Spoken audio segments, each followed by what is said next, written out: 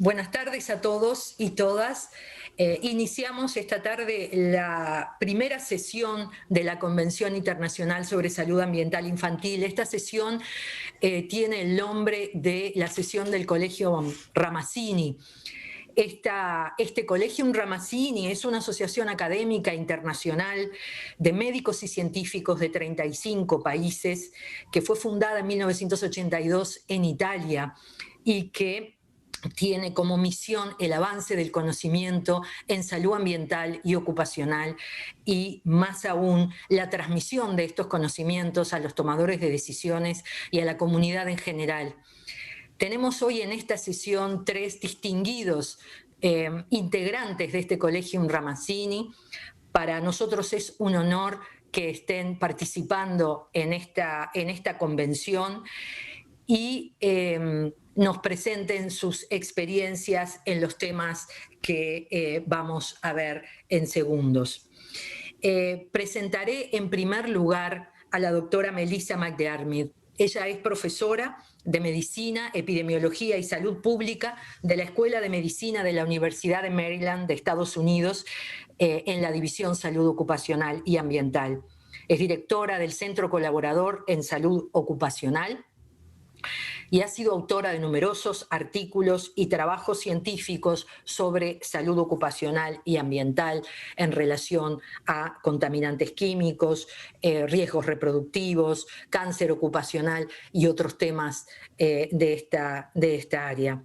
Hoy nos presenta un tema de particular interés para la salud ambiental infantil que tiene que ver con las exposiciones ambientales parentales y el impacto en la salud y el desarrollo de los niños. Melissa McDermid, bienvenida. Es un placer. The floor is yours. Thank you so much, Amalia. Muchas gracias, Amalia. También es un placer para mí estar aquí. Me encantaría que fuera presencial, como decían. Gracias, colegas, por la amable invitación. Voy a referirme al inicio del riesgo potencial a los resultados del embarazo y determinantes de salud infantil. De hecho, el impacto ambiental, las contribuciones a las disparidades que vemos a nivel clínico son multifactoriales y esto se parece mucho a la tríada clásica de factores que se incluyen en determinados resultados de patologías, factores del huésped, por ejemplo, y algo importante en esta conferencia y para muchos de los que estamos presentes hoy son los factores ambientales que influyen sobre los resultados de la salud infantil y también los factores sociales similares a los determinantes sociales de la salud que se discutieron antes. Ambas áreas son cosas muy íntimamente relacionadas que veremos en más detalle en los minutos que siguen. Comencemos con factores que influyen la respuesta biológica a un tóxico. Vamos de arriba a abajo. Piensen esto como una vía de exposición externa a la sustancia tóxica, a la absorción al cuerpo con la dosis interna y luego efectos biológicos. Y hay diversas áreas que aumentarán o disminuirán el impacto de esta exposición tóxica. Una es la de las propiedades físico-químicas de la gente. También hay que tener en cuenta las características de la exposición, dosis, frecuencia, oportunidad, así como duración de la exposición que a veces podemos utilizar como sustituto de intensidad de exposición. Y luego, por supuesto, susceptibilidad individual que puede incrementar o disminuir el riesgo. Por otra parte, de este otro lado, tenemos formas para minimizar la exposición en la situación ocupacional regulada.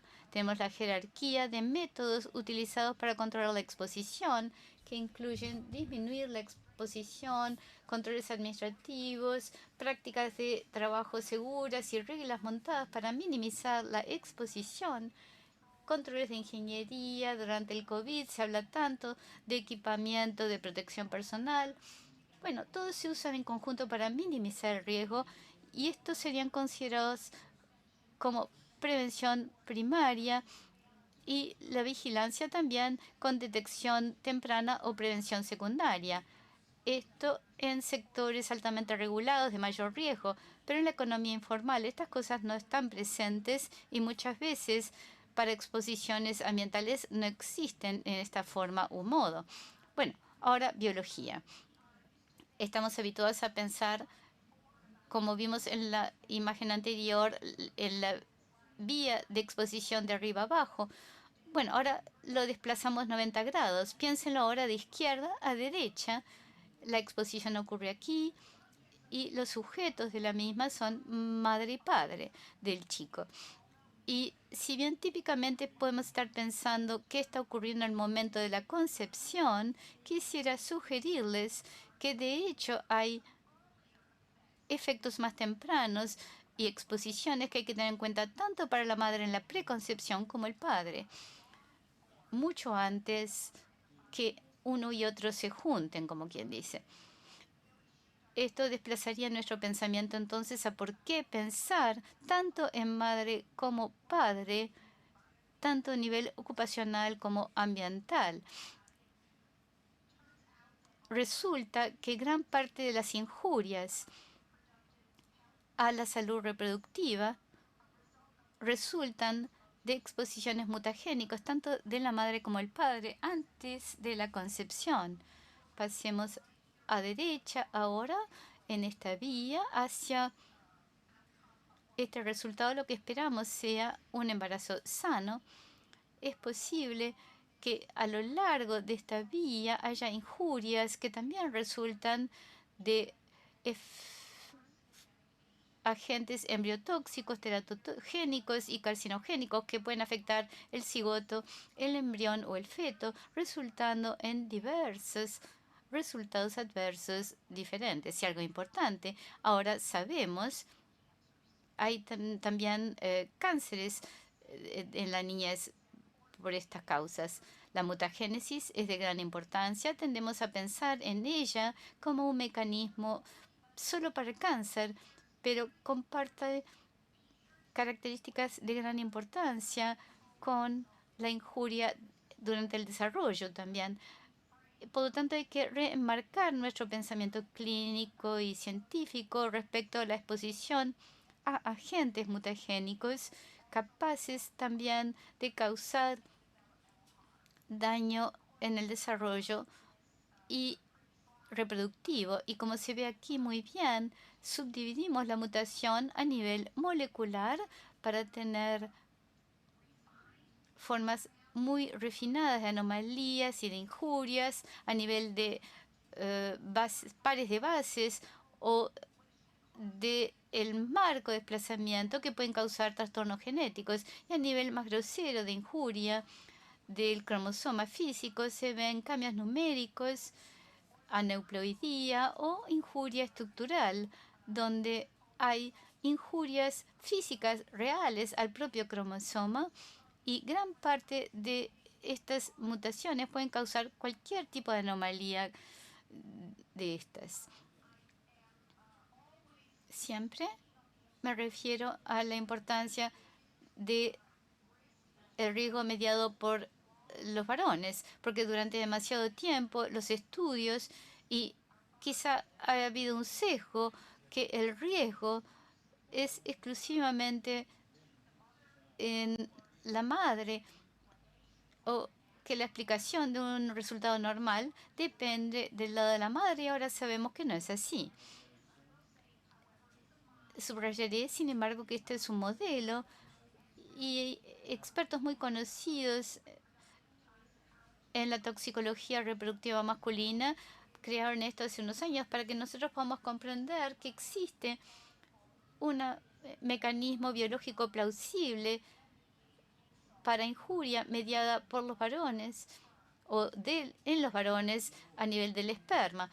Acá de izquierda a derecha, en esta vía de injuria, donde puede haber ventanas específicamente sensibles aquí en el desarrollo de el espermatozoide maduro y en la espermatogénesis. Siempre hay errores aleatorios, pero ahora estamos hablando de una exposición agregada y errores y riesgos agregados inducidos por la exposición ocupacional o del medio ambiente.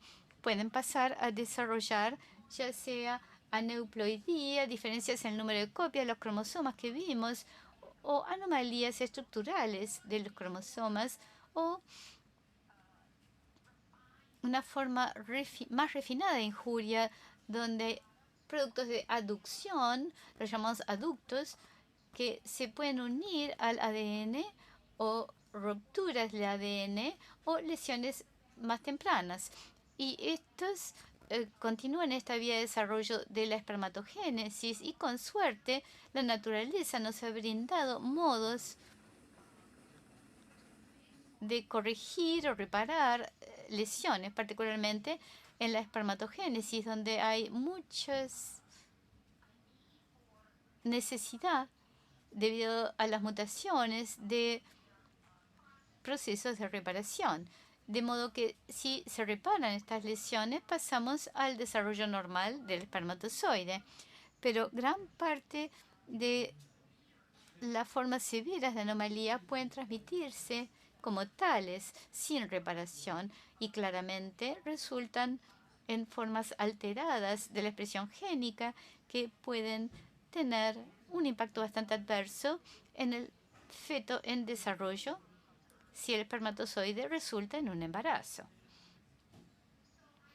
Pienso entonces que quizá conocemos más el modo como el embarazo puede modular o influir la exposición, y los ejemplos aquí son el incremento de la grasa corporal por el embarazo, que puede incrementar el almacenaje de sustancias tóxicas lipofílicas. También sabemos que las mujeres embarazadas aumentan su frecuencia respiratoria, y esto sería una preocupación cuando es una exposición aérea. Otro ejemplo es la movilización de calcio del hueso durante el embarazo, que podría movilizar un plomo que se almacena en el hueso. Bueno, estas son preocupaciones para los clínicos en las visitas previas a la concepción, algo a tener en cuenta. En cuanto a la oportunidad de la exposición a sustancias tóxicas durante el embarazo, también modulan a los efectos, como todos recordamos, de los días como universitarios. En el primer trimestre no sabemos tanto, es casi una caja negra ahí en la etapa temprana, y se cree que cualquier tipo de injuria podría ser letal para el embrión. Podemos hablar de un fenómeno todo o nada, y estas injurias muchas veces, aun cuando resultan en letalidad para el embrión, el embarazo quizá no fue reconocido y entonces no se sabría como tal. Sabemos que el primer trimestre es el más importante para el riesgo estructural al feto en desarrollo, y luego el segundo y tercer trimestre para las formas morfológicas menores de anomalías estructurales. Quisiera agregar que voy a subrayar fundamentalmente la injuria estructural, lo cual no significa que no haya datos para anomalías comportamentales que también pueden resultar de la exposición parental, y quizá algún otro orador lo mencionará. Permítanme agregar algo en este tiempo breve. Solo puedo darles una visión panorámica breve de los agentes a tener en cuenta desde el punto de vista de dónde puede surgir el riesgo. En general, los metales, los hidrocarburos halogenados y los gases anestésicos y plaguicidas, que son muy parecidos a los hidrocarburos halogenados. Bueno, la mayoría de los tipos de sustancias tóxicas que nos preocupan, sin duda, hay compuestos estrogénicos con efectos hormonales que también tienen importancia. Nuevamente, los solventes, muchos son similares a los riesgos que vimos en la página anterior y le llamó la atención a los riesgos muy singulares para los cuidadores de la salud, para los profesionales de salud, porque me he interesado siempre en ello, agentes que son grandes mutágenos, muchos carcinógenos reconocidos y acá aparecen en la lista de sustancias tóxicas para el desarrollo y la reproducción. No quería dejar esto de lado. Hay una gran superposición y hay que escoger grandes familias de familias tóxicas, por ejemplo, solventes orgánicos y metales. Hablando de metales, aquí tenemos un trabajador con hierro que utiliza, bueno, está soldando un acero pintado que por supuesto está basado en plomo y hablamos de un trabajo caliente en inglés. Esencialmente está formando una sustancia volátil con plomo y aunque tiene gafas, parece que no tiene un respirador, está respirando estos vapores. Cuando comencé a estudiar esta área, estuve fascinado al enterarme que cuando yo estaba estudiando esto en la década de los 70 y 80, nos hablamos de la injuria mediada por los varones. Y acá el señor Thomas Oliver, hace casi 100 años, más de 100 años, describe sus observaciones de varones que trabajan con plomo y embarazos donde el riesgo fue mediado por el padre y describiendo resultados muy malos, altas frecuencias de abortos espontáneos y este escrito muestra la influencia negativa sobre el líquido seminal del varón. Y en cierto modo lo olvidamos durante 75 años en el siglo pasado. Al mismo tiempo, una de mis heroínas, la doctora Alice Hamilton, fundadora de la medicina ocupacional en Estados Unidos, una vez más, hace casi como 100 años, el plomo es algo que se menciona como un tóxico racial, racial en el sentido para la raza humana, porque los efectos no se limitan a los que se vieron expuestos, sino también a sus hijos. Observemos ahora ejemplos más recientes. Esto realmente es un ejemplo, es cloropropam, ¿no? Es un ejemplo de una anomalía en la reproducción. Se trata de una sustancia que altera la capacidad de los varones para adultos en su reproducción. Y este es un ejemplo, obviamente. Ataca también los melanocitos. Esto es un agricultor nicaragüense. Y aquí dice no a Nemagon. Se trataba de un pesticida, un plaguicida utilizado básicamente para los ascaris, para los nematodos. Este es el aspecto que tiene, es así la fórmula y también lo utilizamos en California, el DBSP en Estados Unidos. Y se observó recuentos muy disminuidos de los espermatozoides con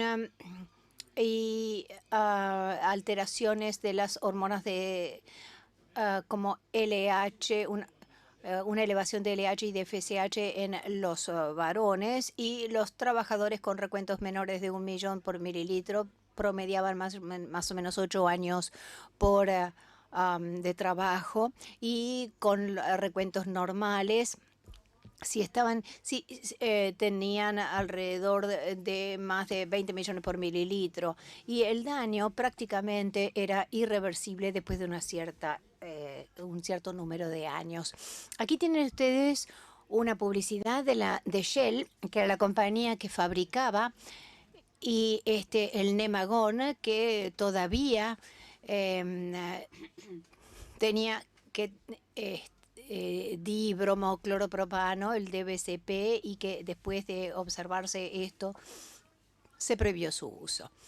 Si bien voy a hablar fundamentalmente de ejemplos de la medicina ocupacional que tienden a ser en dosis más altas, no quiero dejar de mencionar a las exposiciones ambientales, incluyendo el riesgo de abortos espontáneos asociado con el agua de pozo contaminada con nitratos.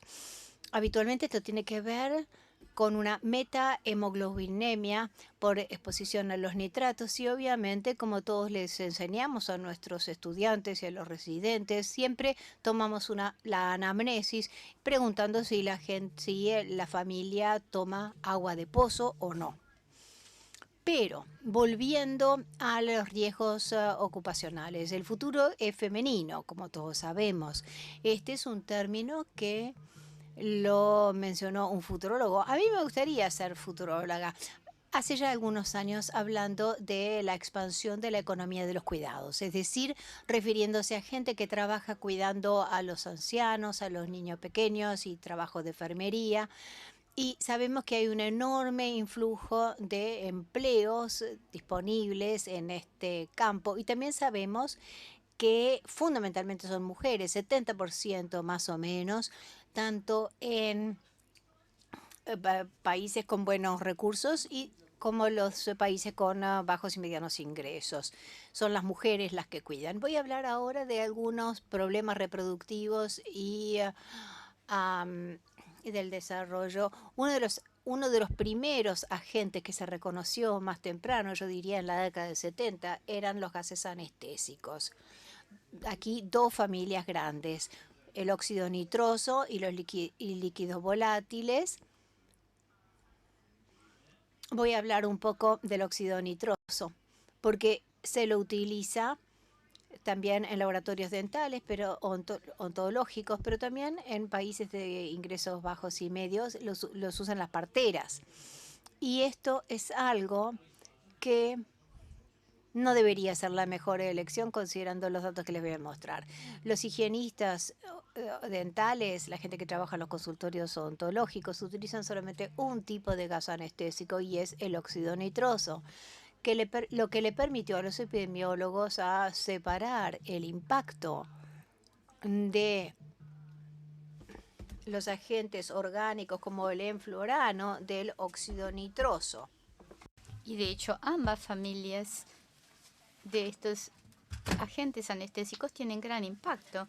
Se trata de un estudio realizado en NIHS. Hay muchos colegas hoy del Instituto Nacional de Ciencias Ambientales y los epidemiólogos mostraron que había dos tipos de resultados en este grupo de higienistas dentales, mostrando una subfertilidad, incapacidad para alcanzar un embarazo, donde el cociente era comparado a uno normal y este es menor, con antecedentes de exposición de 5 horas por semana a óxido nitroso, sin los controles que se supone deben utilizarse para, como quien dice, comérselo en la boca del paciente. Y también se mostró un alto riesgo de gran potencia en la gran población de abortos espontáneos en trabajadores expuestos a más de 3 horas por semana. De modo que esto fue realmente sorprendente para muchos y es importante que lo conozcamos. No puedo repasar cada uno, pero los propios anestesistas hace casi 50 años empezaron a darse cuenta que había un problema y señalaría también que podían tener un sesgo similar a otros que enseñaban en la época. Estamos pensando anestesistas de sexo femenino y masculino y estamos hablando de malos resultados mediados por mujeres, incluyendo abortos espontáneos y malformaciones congénitas. Esto fue fundamentalmente, pero no exclusivamente, antes de que fuera práctica estándar en la mayor parte de los hospitales utilizar ventilación en la boca del paciente, donde se administraba este gas para que se lo comiera y recogerlo. De modo que esperamos que las cosas estén mejor ahora, pero esto es bastante reciente, el 90. También agregaría que estos estudios fueron en pacientes de altos recursos, que igual mostraron resultados adversos bastante sorprendentes. Ahora paso a pensar sobre contaminantes que llegan a la sangre materna. Y esto es una foto bastante sorprendente. Pero la idea es indicar que quizá haya algunas situaciones donde el amamantamiento no está recomendado, si bien va en contra de la Biblia, de que el pecho es mejor. Volviendo al ejemplo de gases anestésicos, algo muy interesante. Hace mucho tiempo, un anestesista le preguntaron a una anestesista a una mujer embarazada preguntó cuánto esperar antes de comenzar a amamantar. El anestesista, que también estaba embarazada y también amamantaba, se hizo una prueba de su propia leche y tenía 2 partes por millones de alactano en la leche materna. Y en ninguna parte del artículo surgió que la propia anestesista pensara que esto fuera bueno, seguir trabajando y amamantando al mismo tiempo. Bueno, para que sepan, acá los mismos malos actores, hemos hablado de solventes orgánicos y metales que llegan a la leche humana, de modo que esto podría incluirse en su asesoría a los pacientes respecto a cómo seguir o no amamantando, trabajando, y si hacen uno u otro y cómo lo combinan. Quería hablar un poquito porque repito que esto solamente es un pequeño muestreo de lo que hay por ahí en la literatura. La ocupación del padre y los defectos del nacimiento han estado también vinculados. Esto le puede sorprender a algunos. Hay un amplio espectro de defectos al nacer que pueden ser aumentados por la exposición ocupacional de los padres. Y ahora, yo mencioné ya muchas veces los solventes orgánicos, pero aparentemente hay una serie de ocupaciones que utilizan productos químicos y solventes que repetidamente se ha visto que son de los que dan anomalías y aumentos de los defectos al nacimiento en sus niños. Para hablar un poco de la exposición ambiental y la elección del cigarrillo, este es un trabajo bastante reciente que muestra que el tabaquismo preconcepción en los padres muestra un aumento del riesgo de cáncer en los niños, especialmente la leucemia aguda y linfoma. ¡Wow! Y ha habido estudios del esperma en los laboratorios para ver cuál es el daño en los espermatozoides, los problemas cromosómicos que pueden estar dando el humo de cigarrillos. Hay una historia biológica que tiene sentido y que yo creo que es plausible como observación.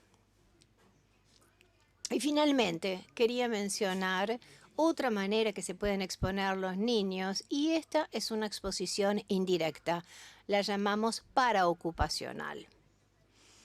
Esto es un viejo trabajo mío que estaba, en ese momento yo enumeraba de informes de la literatura de lo que a veces llamamos los tóxicos que se llevan a casa. Los padres llevan diferentes sustancias tóxicas a la casa y la exposición en los niños ocurre de manera secundaria, pero se lo puede documentar porque los niños tienen mediciones elevadas de las sustancias a las que ellos concretamente no habían estado expuestos, pero sí venían acarreados en los zapatos, en el calzado y la vestimenta de los padres. Y desgraciadamente hemos visto que se transmite en los niños y hay tristes historias. Lo que yo digo es que lo que se viene a la casa con la vestimenta viene como polvo o como sólidos. Y también puede haber una exposición indirecta cuando se hacen trabajos peligrosos en la casa, del tipo de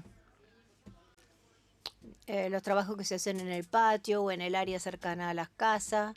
Ha habido varios informes de baterías de automóvil que se abren, las rompen para abrirlos, para vender los metales, y eso, por supuesto, que libera el plomo en todo el lugar. Los niños andan descalzos caminando sobre ese suelo, y eso hay que saberlo como pediatras o como gente que trabaja en salud ambiental, que los pacientes, y tiene que considerar especialmente a los niños y a las mujeres que están contemplando el embarazo.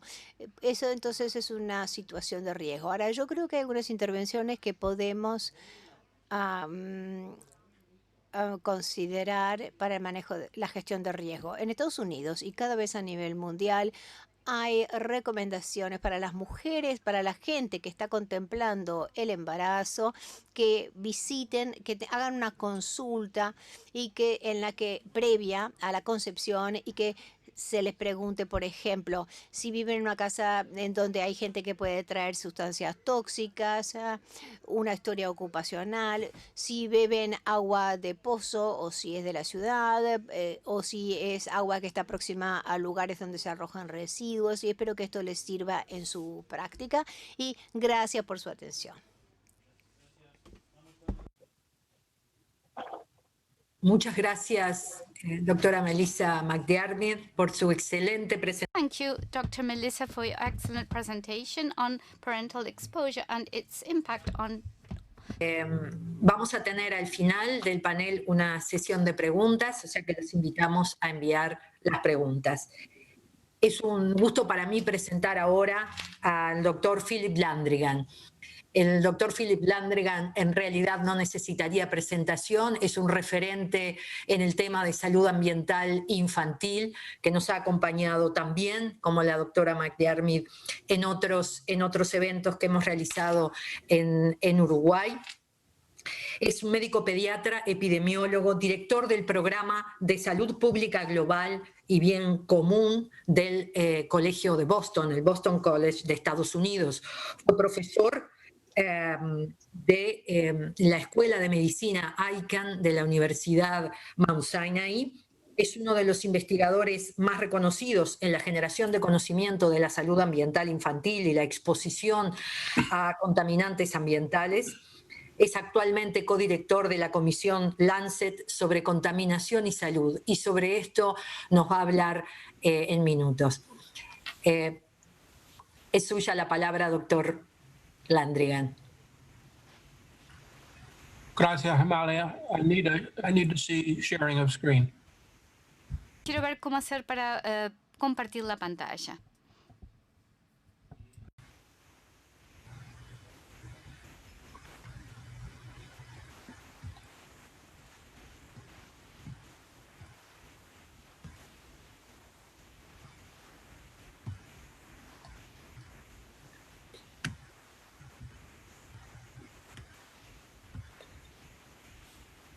Okay. Perfect. Okay. Perfecto. Amalia said I'm a pediatrician. Soy pediatra, como dijo Amalia. He trabajado muchos años para comprender cómo las sustancias químicas tóxicas afectan la salud infantil. Gran parte de mi trabajo tiene que ver con el trabajo de Melissa McDiarmid. Y en los últimos 5 años he continuado con este trabajo y al mismo tiempo lo he ampliado con una visión más amplia sobre los impactos mundiales de la contaminación sobre la salud. Contaminación de todo tipo, de sustancias químicas, del agua, del aire. Y ahora quisiera informarles al respecto. Comencemos entonces con una definición de la contaminación. Y dicho sea de paso, esta imagen no es de India o China, es de Estados Unidos, de Cleveland, en Ohio, el año 1968. Esta foto fue tomada a como una cuadra del hospital donde era interno, en Cleveland, ese año. Y este es el tipo de contaminación que teníamos en Estados Unidos. hace 50 años, antes que nos diéramos cuenta qué gran impacto estaba teniendo sobre la salud humana y el medio ambiente, y decidimos hacer algo al respecto para intervenir con leyes, políticas, reglamentaciones. Acá una definición de la contaminación. Es material de desecho liberado al ambiente por actividad humana. La clave es actividad humana aquí. De modo que no nos referimos a erupciones volcánicas ni al al humo de los incendios en bosques que quizá puede tener que ver con el cambio climático. Estamos hablando del material liberado al aire y el agua o el suelo por acción deliberada de personas o empresas para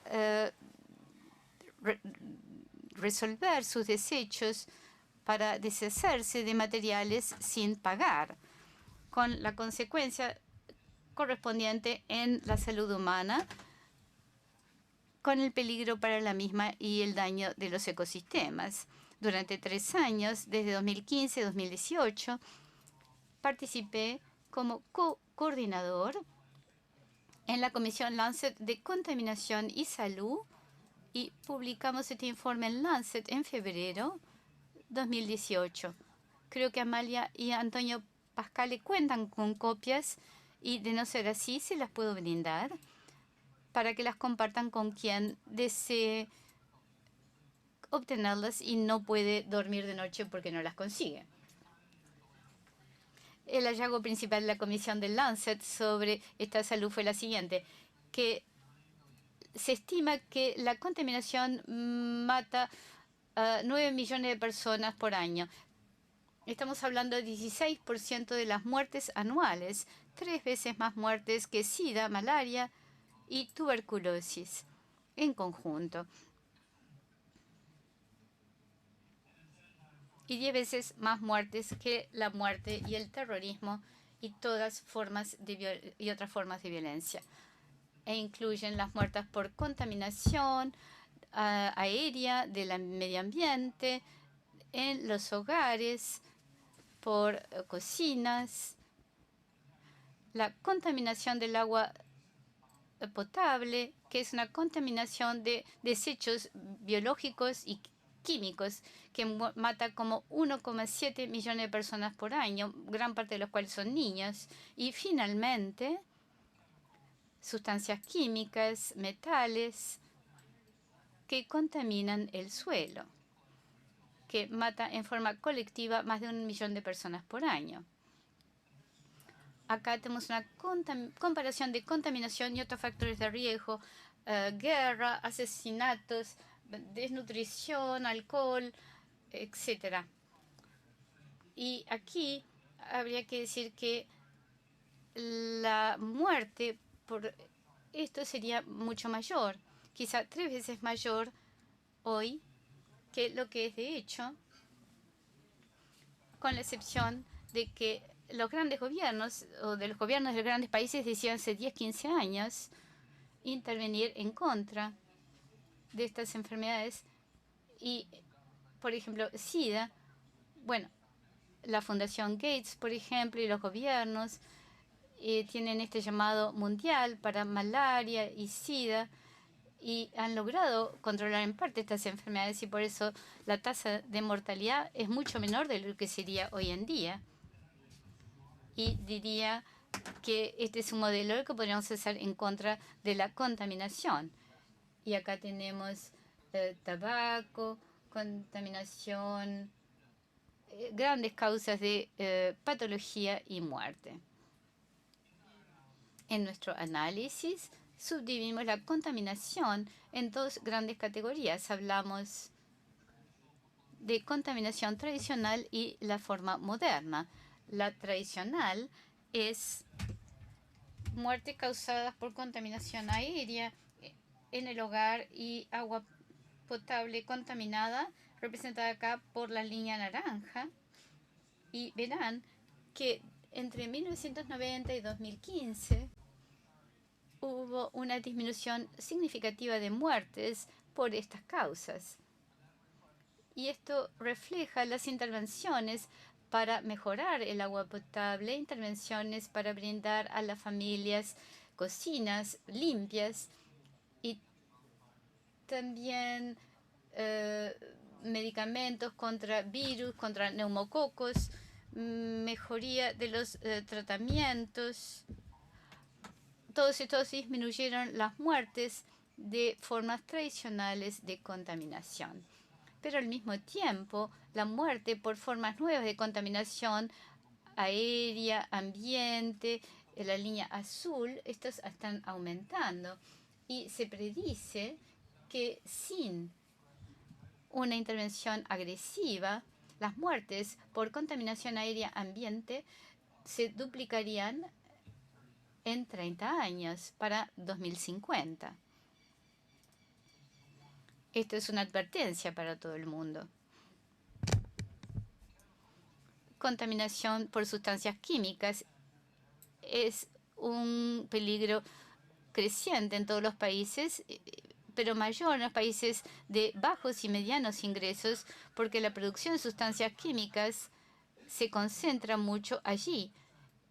Y un porcentaje importante, 70% de la producción de sustancias químicas mundial está en estos países y crece. Esta producción de sustancias químicas crece como 3% por año. Acá vemos la tendencia de incremento de producción y capacidad de producción. Y la tasa que vemos, la producción mundial de sustancias químicas se duplicará en prácticamente 25 años.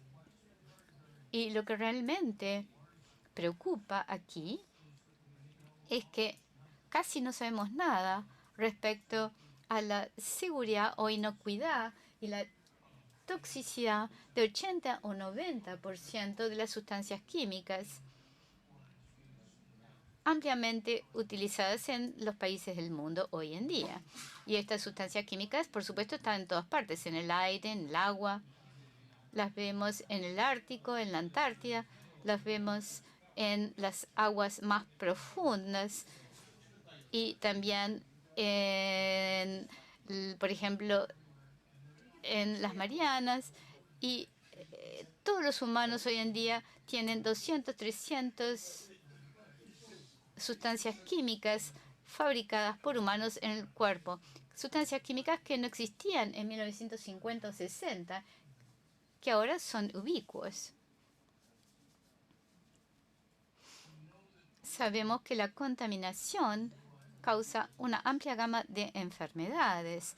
Cuando yo estaba estudiando en la facultad, se nos dijo que la contaminación aérea causaba patología pulmonar, bronquitis, por ejemplo, asma en niños. Eso era fácil de comprender, pero comprender el impacto en la salud de la contaminación se ha ampliado hoy en día gracias a la investigación, particularmente los estudios epidemiológicos prospectivos. Y sabemos ahora que 70% de las muertes causadas por contaminación son de enfermedades no transmisibles. 22% de las muertes cardíacas en el mundo, 25% por accidente vascular encefálico, 53% de muertes por EPOC, enfermedad pulmonar obstructiva crónica, y 40% de las muertes por cáncer pulmonar.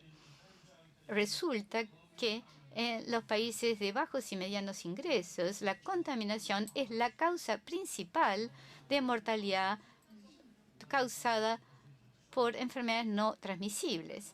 Si miran los países de altos ingresos a la izquierda, la contaminación es la barra roja. Verán que el impacto de la contaminación es mucho menor que el impacto de altos índices de masa corporal y del tabaco. Y en los países de ingresos altos medios, México, Chile, por ejemplo, la contaminación es el número 2, superado solo por el tabaco.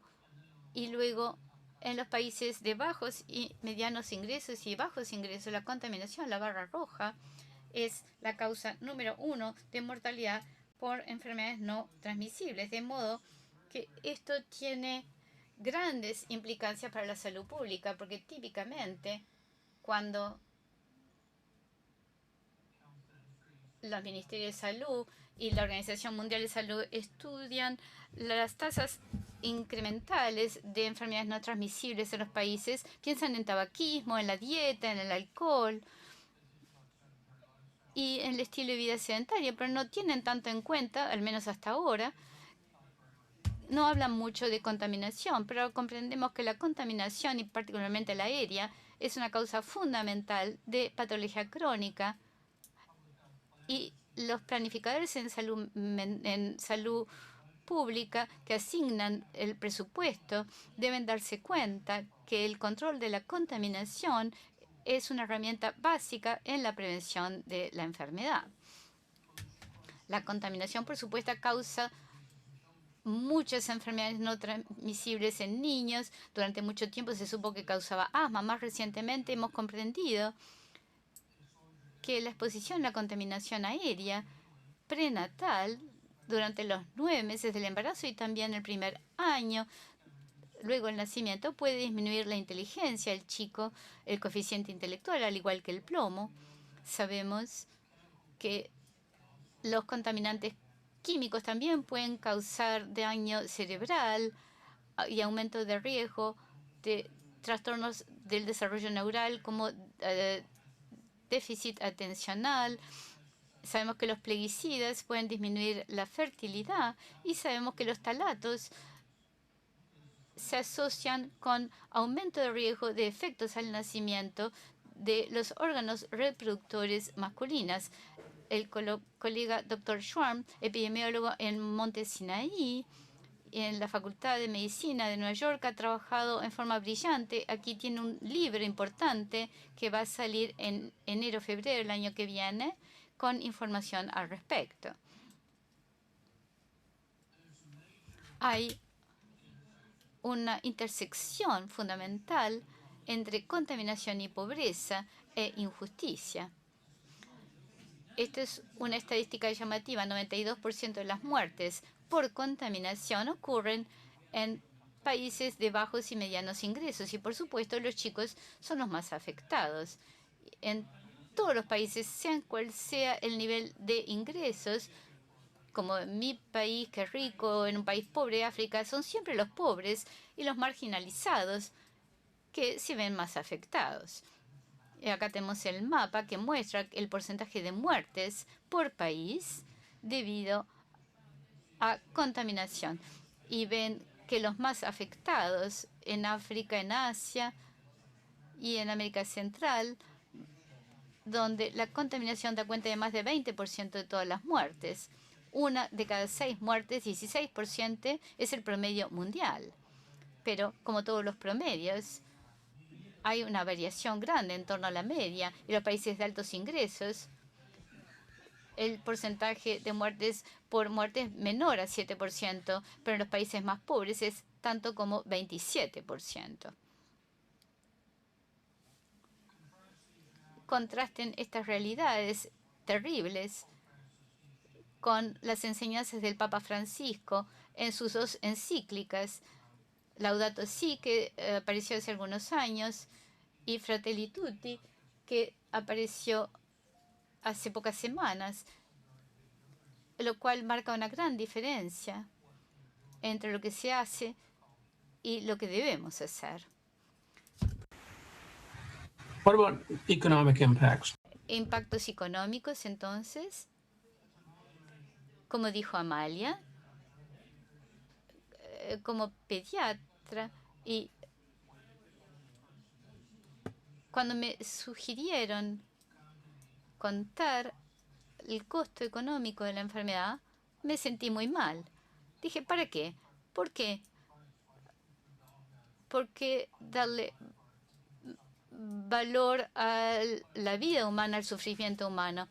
Pero luego de enterarme más, me di cuenta que los líderes políticos elegidos se confrontan con grandes exigencias.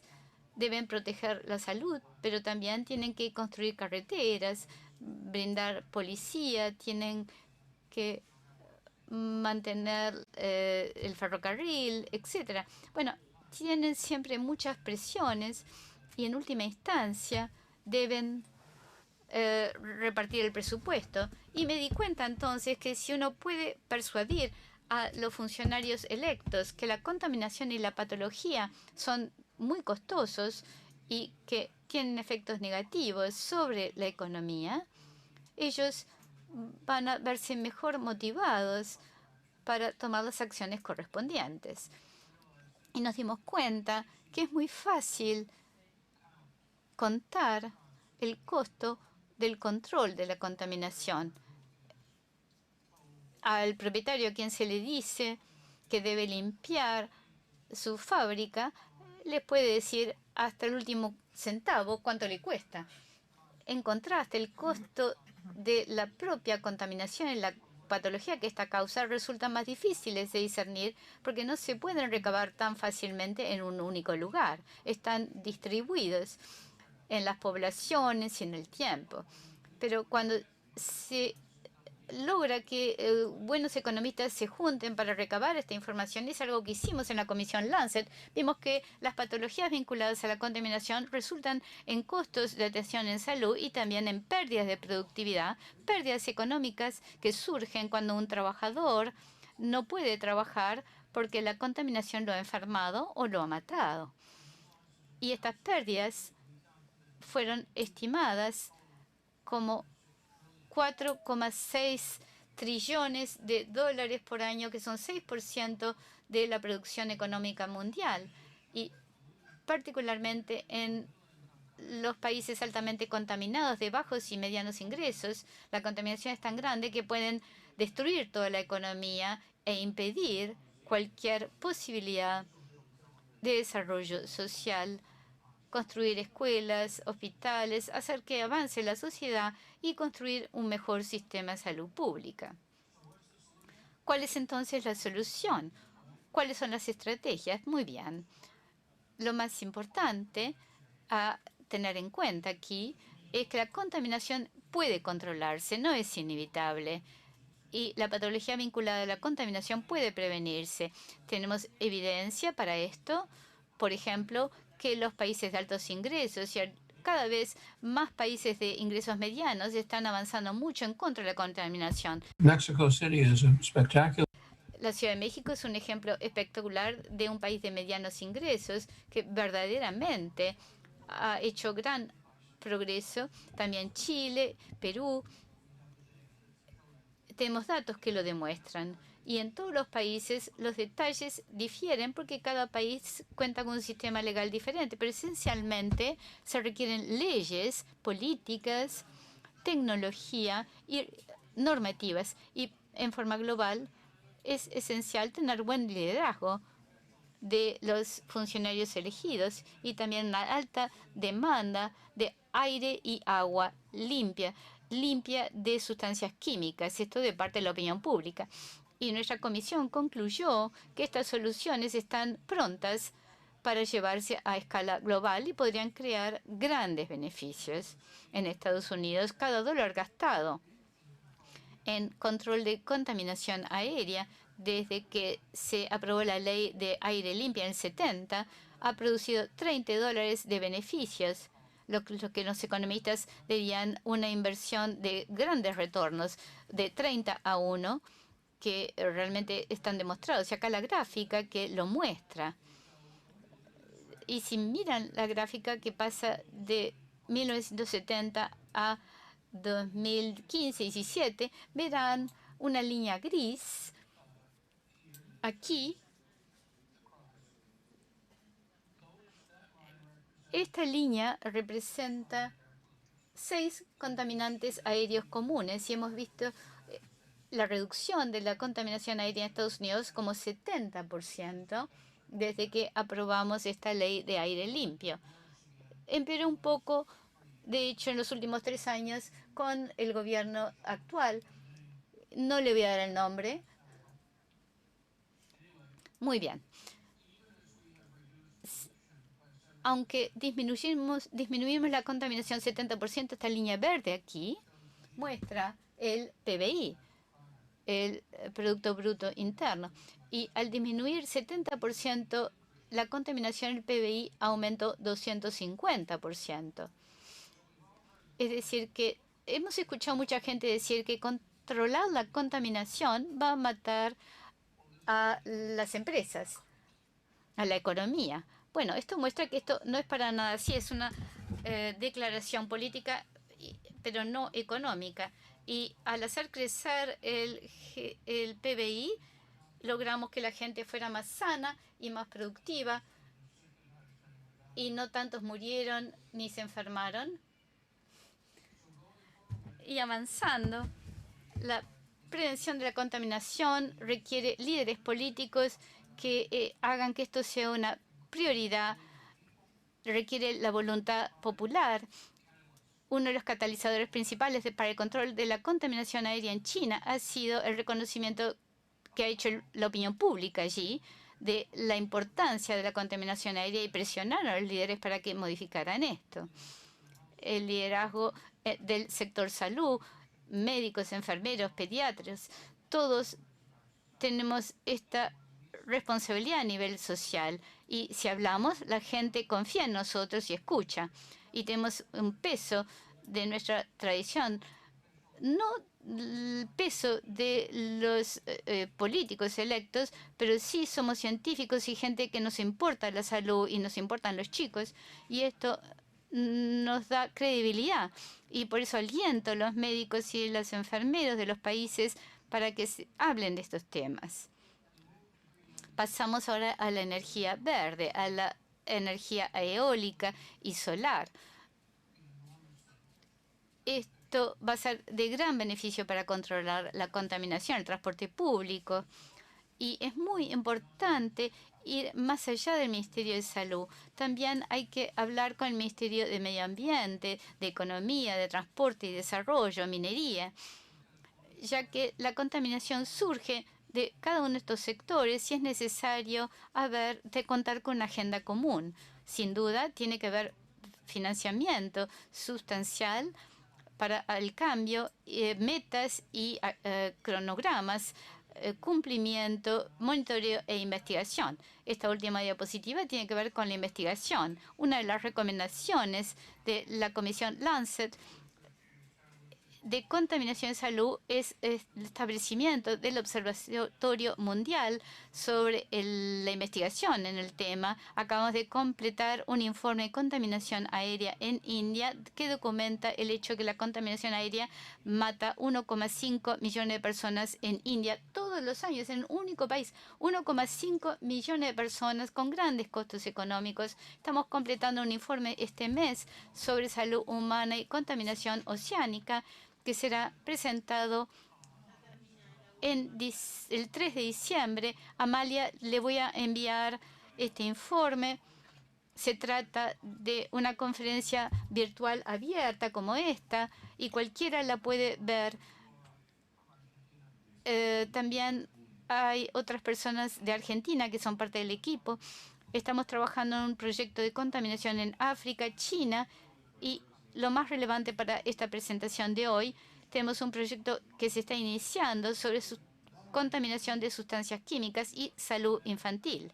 Dicho esto, les agradezco mucho por su atención y les agradezco a ustedes, Amalia y Antonio en particular, por invitarme a este viaje virtual a Montevideo. Lamento realmente no estar allí en persona. Muchas gracias.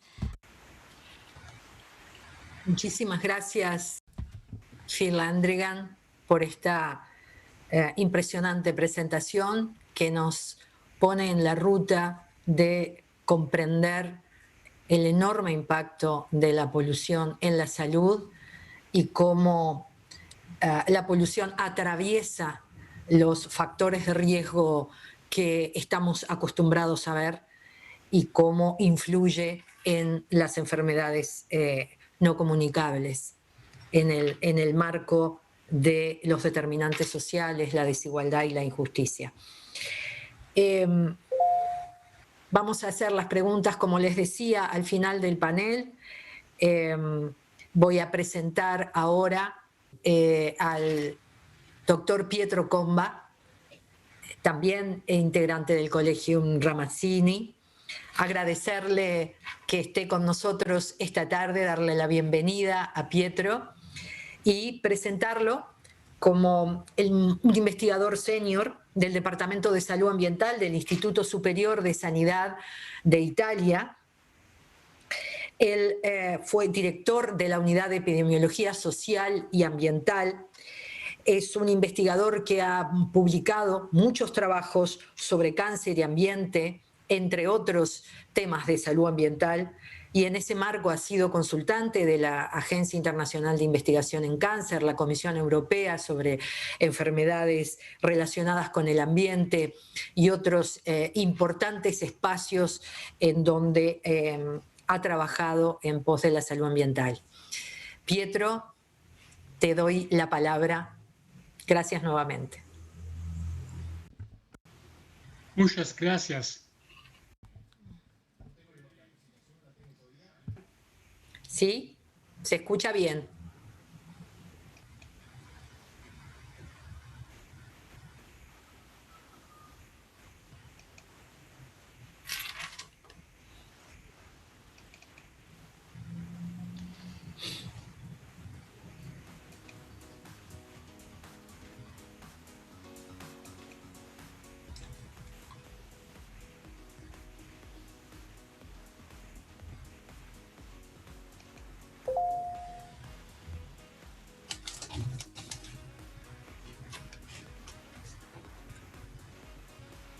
¿Puedo hablar?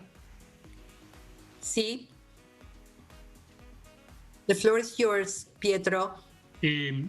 Disculpe que no puedo hablar en su idioma, porque lamentablemente no tengo capacidad de hablar en español. So I will speak English. Voy a hablar en inglés entonces. Estuve en Montevideo en 2006 en una reunión organizada por la profesora Laborde y tengo grandes recuerdos de dicha reunión y del trabajo realizado por los colegas en Uruguay en relación a salud ambiental. Estoy muy feliz entonces de estar aquí, aunque más no sea en forma remota. El tema, el objetivo de mi presentación consiste en presentar un informe de la Agencia Internacional de Investigación en Cáncer de Lyon, que se refiere a los diferentes aspectos de prevención de cáncer y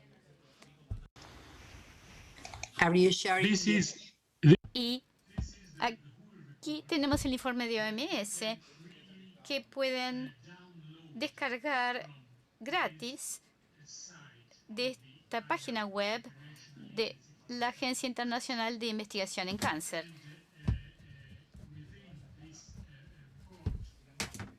Y en este informe hay un capítulo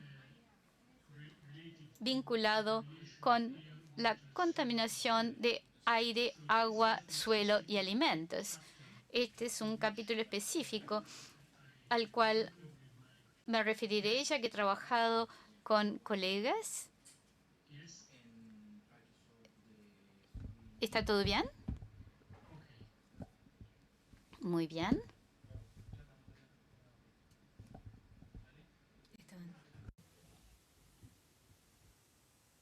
Yes.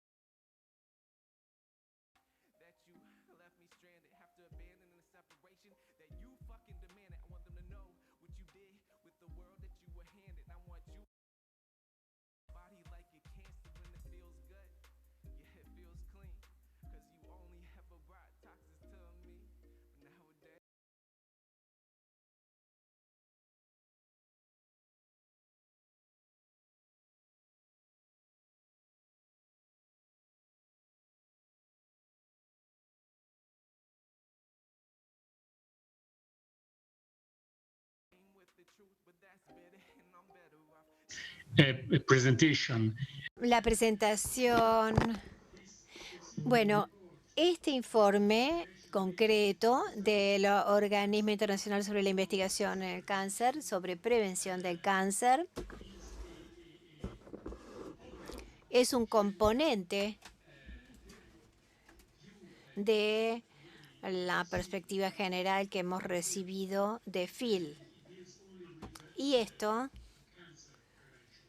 solamente relacionado con el problema de la prevención del cáncer. Por lo tanto, cuando nosotros consideramos el riesgo carcinogénico debido a contaminación ambiental, tenemos que considerar que estamos lidiando con muchos agentes que están presentes aún cuando a dosis bajas están muy difundidos y estamos expuestos a algunos de estos agentes toda la vida y muchos de ellos son carcinógenos, se sospecha que son carcinógenos.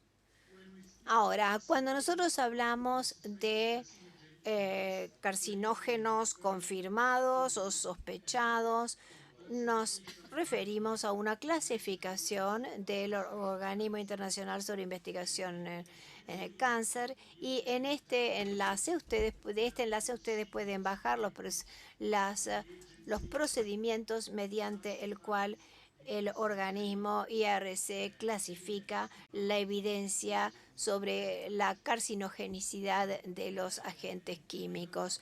Y no me voy a concentrar en eso, simplemente lo que quería mencionar que hay un trabajo en curso constante en Lyon basado en la revisión de la evidencia científica disponible, y los agentes que se identifican como de mayor interés en un momento dado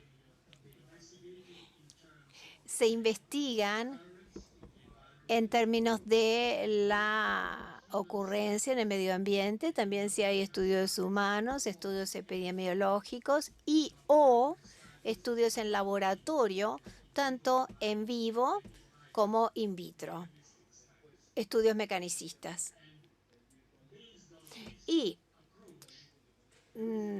según este enfoque, entonces se evalúa la evidencia de la carcinogenicidad que surge de los estudios en humanos, estudios experimentales en animales y en estudios mecanicistas.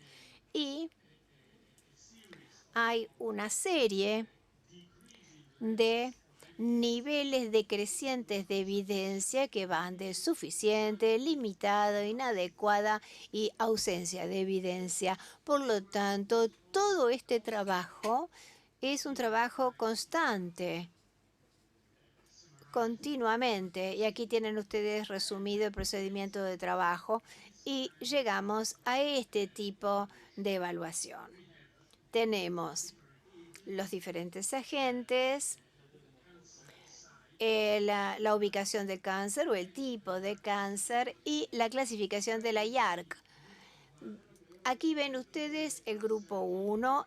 Eso quiere decir que es un carcinógeno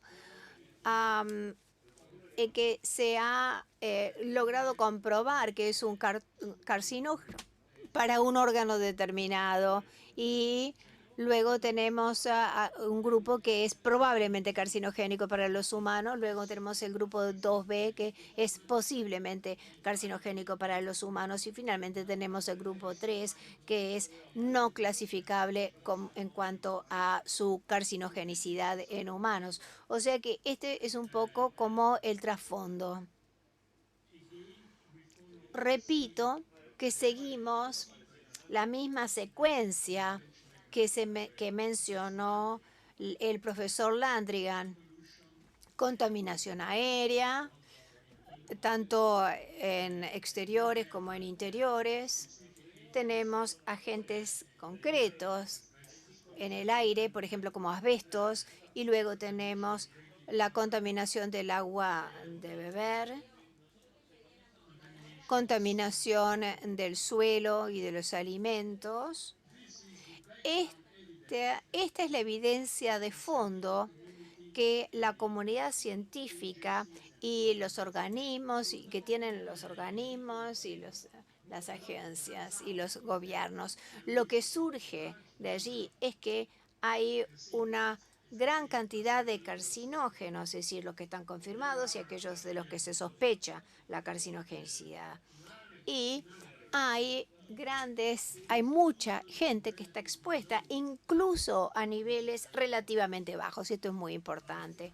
Pero cuando uno tiene mucha gente expuesta, aun cuando sea a niveles bajos, ustedes pueden tener riesgos atribuibles altos para la población. Y esto concuerda con lo que nos mostró el profesor Landrigan.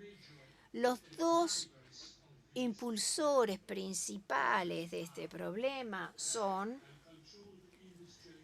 la industrialización no controlada y la urbanización no controlada. Y para poder contrastar este problema necesitamos regular la actividad y compromiso de la comunidad. Ahora voy a saltearme algunas de las diapositivas sobre la contaminación, porque la presentación del doctor Landrigan fue bastante exhaustiva. Report says is totally consistent. Y luego vamos a ver las conclusiones del comité de Lancet.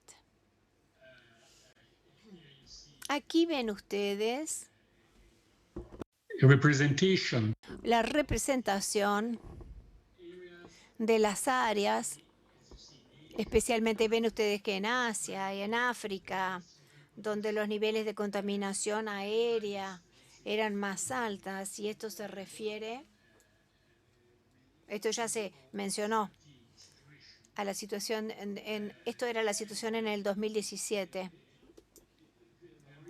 Y Asia lidera, y especialmente China, determina a nivel mundial cuál es el impacto de la contaminación aérea. En los últimos años, parece aparentemente que en China ha habido un enlentecimiento de estos parámetros. Es decir,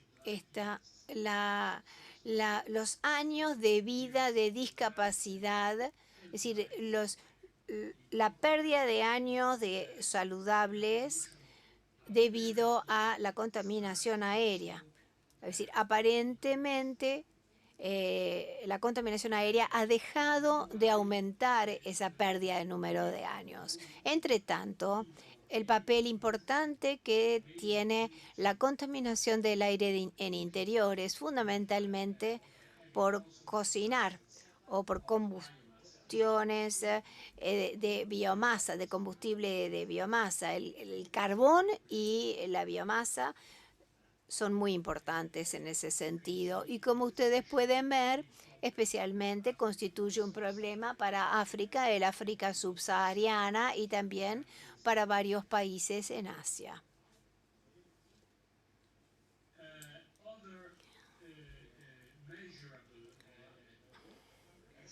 Otros agentes carcinogénicos mensurables que se asocian con contaminación aérea están representados por las fibras de asbestos, las fibras de asbestos y el papel que juegan en la carcinogénesis ha sido determinado en el marco de exposición ambiental, además de ser, por supuesto, un problema para la exposición ocupacional. Pero ahora no nos estamos concentrando en la exposición ocupacional en este capítulo en concreto del informe. Aún si la evidencia sobre la carcinogenicidad de asbestos es sobrecogedora, tanto a nivel ocupacional como ambiental, alrededor del 80% de la población mundial vive en países donde el uso del asbesto sigue siendo legal. Pasamos a los contaminantes en el agua. Los contaminantes en el agua cuya carcinogenicidad es especialmente bien conocida es el arsénico. Y especialmente en América Latina se trata de un problema de salud pública importante. Hay áreas en las que el arsénico, las concentraciones de arsénico en el agua potable es mayor a 100 microgramos por litro, y esto se encuentra también en algunos países asiáticos. En Europa y en América del Norte los niveles son más bajos y no queda tan claro para estimar el impacto sobre la salud. Tenemos menores grados de evidencia sobre la carcinogenicidad de otros contaminantes del agua, especialmente la cloración, los subproductos por cloración y los nitritos y nitratos, y el ácido perfluorooctanoico, las sustancias alquiladas perfluoradas. Aquí solamente un agente de esta familia fue lo que evaluó IARC, y la evaluación llegaron a la conclusión de que había una posible carcinogenicidad, pero esto es en gran medida un problema de mejorar el diseño de los estudios, especialmente de los estudios en humanos sobre estos agentes. Entonces, fuera del dominio de la contaminación aérea, la contaminación del agua y del suelo no ha recibido tanta atención, y el nivel de protocolos ni se compara, y la posibilidad de tener metaanálisis no es la misma. Por lo tanto, esto debe constituir una prioridad para la investigación en el cáncer. Esto también es así para los suelos y la contaminación de la cadena de alimentos, que es especialmente importante en las áreas en las que la gente vive cerca de lugares contaminados. Y vimos algunas diapositivas impresionantes en la presentación del doctor Landigan. Actualmente tenemos estimaciones de que por lo menos en Europa, por ejemplo, tenemos alrededor de 342.000 lugares contaminados que requieren rescate del suelo, y hasta ahora solamente se han implementado medidas en 15% de ellos, y esto es un informe de la Comisión Europea. En Estados Unidos se hace un gran esfuerzo bajo el programa de Superfondo, que ha dado pistas importantes para comprender el impacto de los lugares donde se vierten productos peligrosos. En los sitios contaminados, bueno, ustedes ven en este documento de la IARC algunas menciones del proyecto italiano y la salud de la población que vive en los alrededores de nuestros principales lugares nacionales contaminados. En Italia tenemos alrededor de 50 lugares contaminados con una población de alcance de 6 millones. En el estudio, en la mitad que hicimos, la mitad de los estudios, aquellos que estaban atendidos por los registros de cáncer en una ventana de tiempo de 10 años, encontramos un exceso de incidencia de cáncer global que llegó al 9% en hombres y un número poco menor en mujeres. Y recientemente, viendo cánceres en la infancia en estos lugares contaminados que se registran en los registros nacionales de cáncer, nosotros encontramos, en términos generales, un exceso de la incidencia de niños y adolescentes y jóvenes adultos con cáncer, especialmente para los lugares que ven aquí, en las ventanas etarias que ven aquí. Por lo tanto, tumores malignos del sistema nervioso central en menores de 1 año, sarcoma de partes blandas entre 0 y 14 años y en el mismo rango etario la leucemia mieloide agudo, linfoma no Hodgkin y los tumores de células germinales de las gónadas masculinas en los jóvenes adultos. Y este es un informe en inglés que pueden encontrar en la lista de referencias del capítulo en el que describimos aquí. Downloaded from. Y puede ser descargado aquí. Para terminar, una mención breve de 2 fuentes concretas de riesgo carcinogénico en la población. Uno, personas que viven cerca de desechos peligrosos. Se realizó una revisión sistemática de la bibliografía en 2017 sobre salud ambiental que mostró que hay evidencia limitada de una asociación de personas que residen cerca de sitios de desechos peligrosos para cáncer de hígado, mama, testículo, vejiga y linfoma. Y el riesgo de cáncer de mama y de testículo posiblemente se explica por la presencia de disruptores endocrinos en estos desechos peligrosos.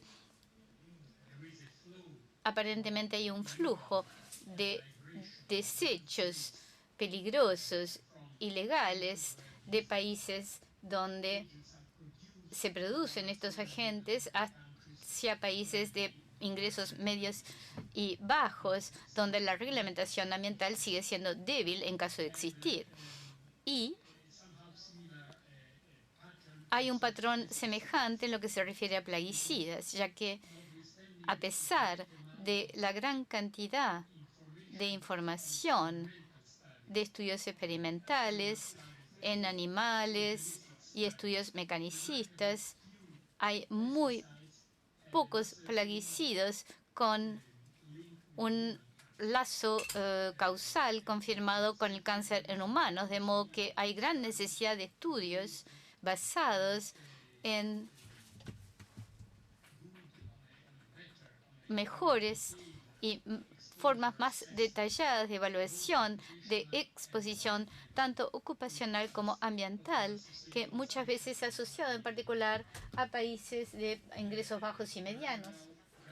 Ahora hay desarrollos muy prometedores, particularmente a partir de estudios realizados en Estados Unidos por los estudios agrícolas de salud por el NIH. Y en Francia también ahora cuentan con un enfoque nacional en el estudio del impacto de los plaguicidas sobre la salud. Pasando ahora a unas conclusiones tentativas mencionaría los siguientes puntos que creo son muy congruentes con las presentaciones previas por el profesor Landrigan. Ahora contamos con cifras claras para el papel de la exposición ambiental, particularmente por contaminantes aéreos, donde es posible estimar en forma precisa el componente prevenible, que es fundamental en la contaminación aérea en términos de reducción de la carga mundial o global de cáncer. En lo que se refiere a la cadena de suelo, agua y alimentos, esto es particularmente relevante en comunidades de alto riesgo. Si bien la contaminación aérea alcanza a todas las poblaciones mundiales prácticamente, esta cadena de suelo, agua y alimentos es un problema más particular en comunidades de alto riesgo. Y esto en términos de igualdad exige un trabajo fundamental sobre la salud infantil. Los chicos son más vulnerables a los carcinógenos ambientales por motivos biológicos y comportamentales y porque también en ciertos países participan en trabajos peligrosos como recolección de desechos electrónicos. Con el tiempo ha habido mejoras en los países de altos ingresos, pero lamentablemente esto se ve compensado por un empeoramiento de la situación en los países de bajos y medianos ingresos. Y las causas tienen que ver con la economía globalizada y es necesario un gran esfuerzo a nivel de la regulación o reglamentación internacional, porque cuanto mejor la regulación en los países de altos ingresos, más migración selectiva de procesos industriales y desechos industriales en los países de bajos ingresos, que es, por tanto, algo necesario en términos de igualdad, equidad y justicia ambiental. Muchas gracias.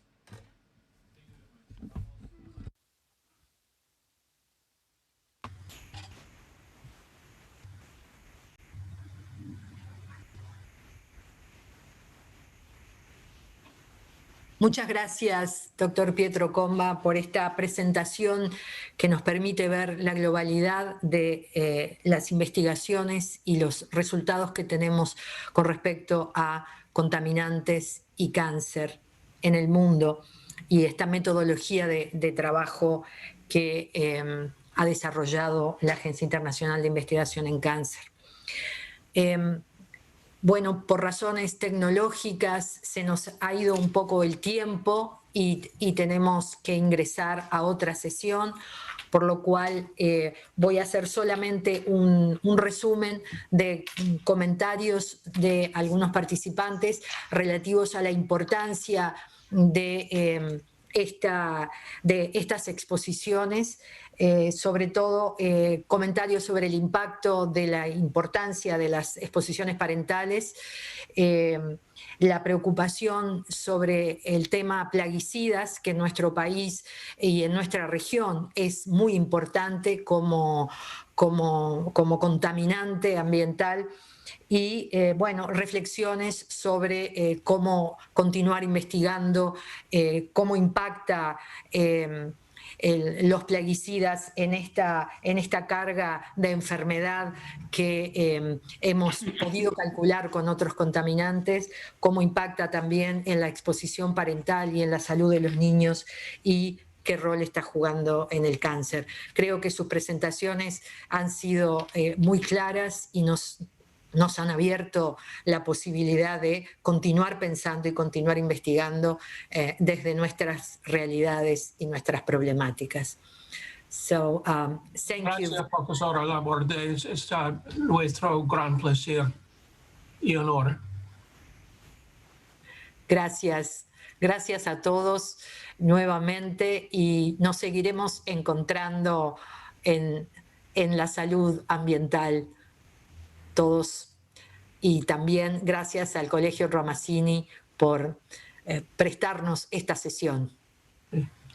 Gracias, Hasta pronto. por su hospitalidad and wishing you all success for the remainder. Les deseamos el mejor éxito para toda la conferencia. Muchas gracias a ustedes.